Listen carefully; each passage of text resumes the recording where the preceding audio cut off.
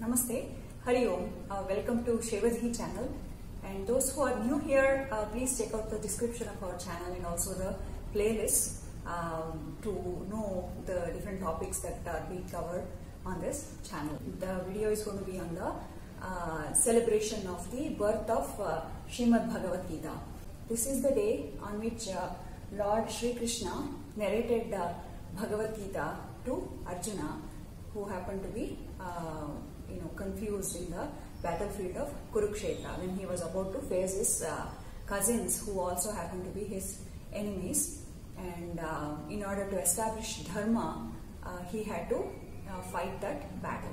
And this Bhagavad Gita Jayanti happens to be on 11th day of waxing moon phase, which is called as the Shukla Paksha of the Margashira Masa. Basically, it's the Ekadashi, that is 11th day of the bright fortnight of Margashira Masa, which usually falls either in the month of November or in the month of December. And Margashira Masa is the 9th month in the Hindu calendar. Okay, and this year, this Jayanti, Gita Jayanti, happens to be on December 25th. And why I am doing this video today is today is November 25th. We exactly have one more month before we celebrate Gita Jayanti. So I thought, I will just talk a little bit about this significance of this day, and also I will be posting a video on Bhagavad Gita chapter 12, which is called Bhakti Yoga, and it is one of the shortest chapters of Bhagavad Gita, which comprises of 20 shlokas. And that particular, those who are interested in reciting and memorizing Bhagavad Gita, some of you have already been with us on the Bhagavad Gita memorization journey, and you can check out the Bhagavad Gita playlist on our channel to learn more about it. And so if you're interested, you can take up the memorization of this chapter 12, which emphasizes bhakti, which is the most important quality that is required in order to achieve anything in our life. Okay, and so this video on Bhagavad Gita chapter 12 will be posted tomorrow, and those who are willing can take up the memorization. So we have exactly one more month, and you can present that to Lord Krishna on December 25th as part of Gita Jayanti celebration. So that is why I am making this video today.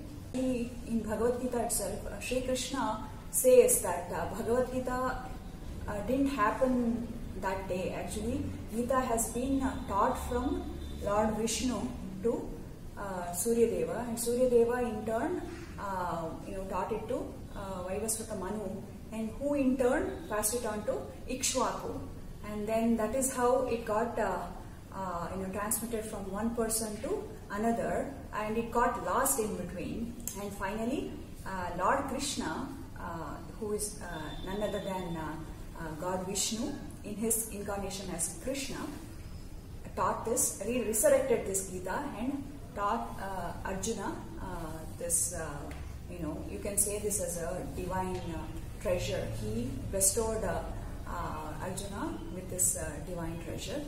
And if you look at this Bhagavad Gita as just as a scripture and a set of 700 verses, we just read it for the sake of reciting it or reading it without understanding the meaning, it will just be like any other scripture that you might read just because somebody told you that it is good.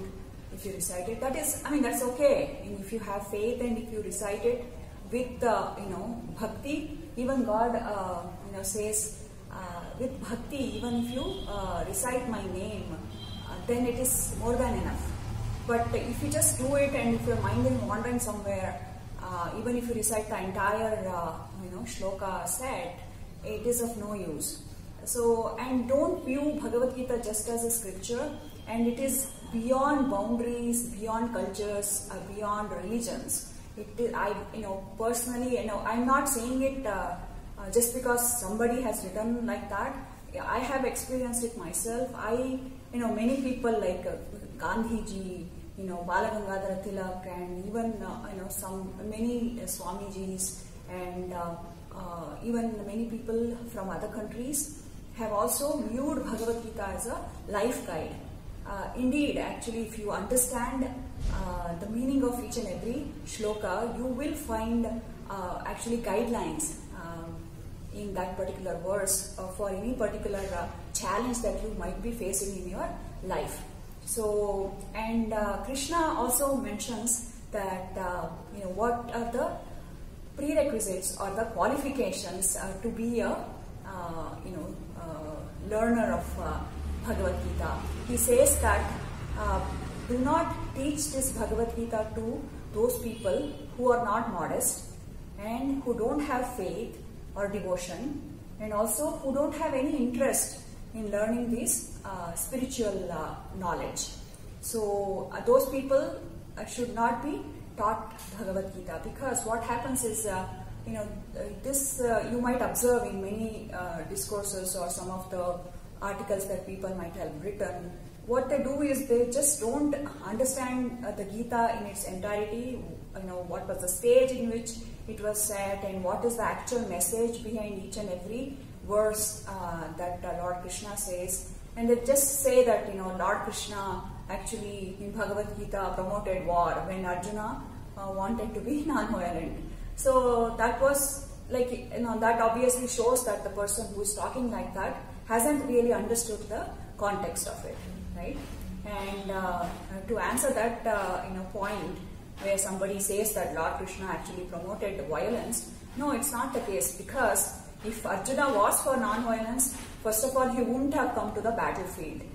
And he had come to the battlefield obviously for many reasons that had led his family to that particular situation.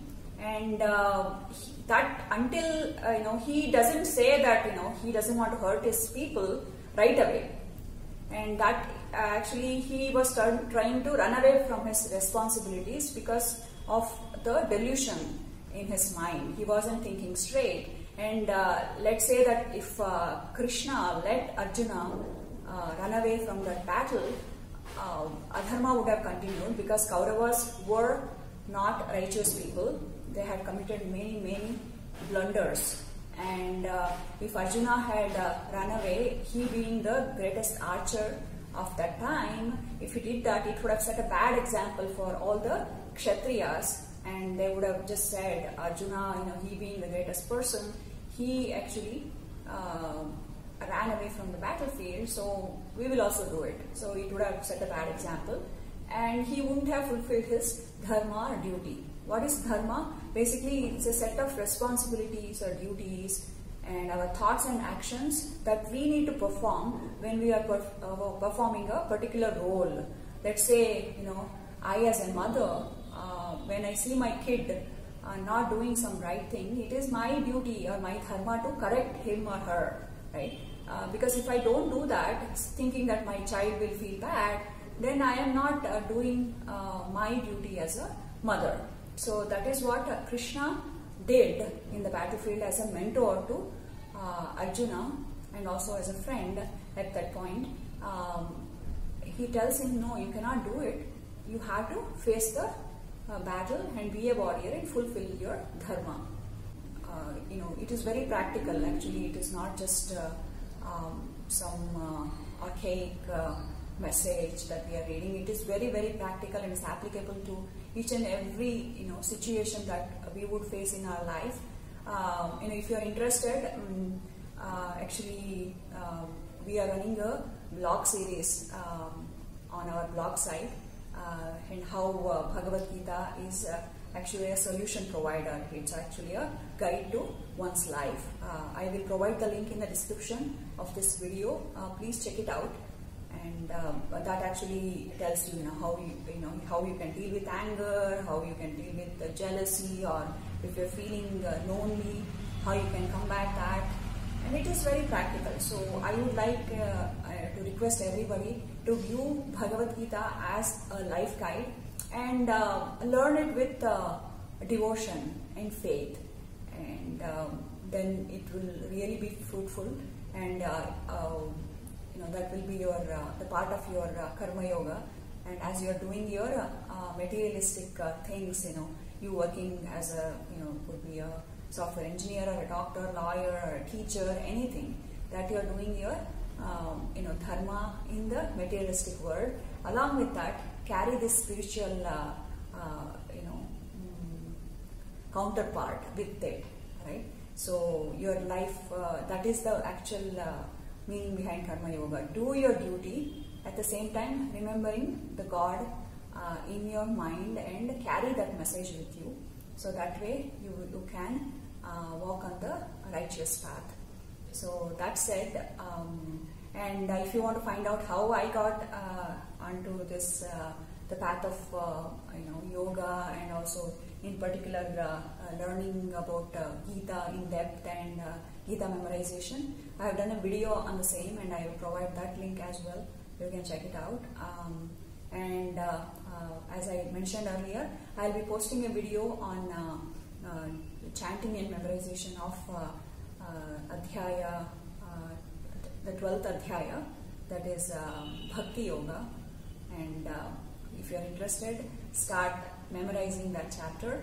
It is only of 20 shlokas, and you have almost a month before Gita Jayanti. You can target to actually dedicate your learning to Lord Krishna on Gita Jayanti, which happens to be December 25th. And happy learning always, and Sarve Janaha Sukhino Bhavantu. Thank you. Hari Om.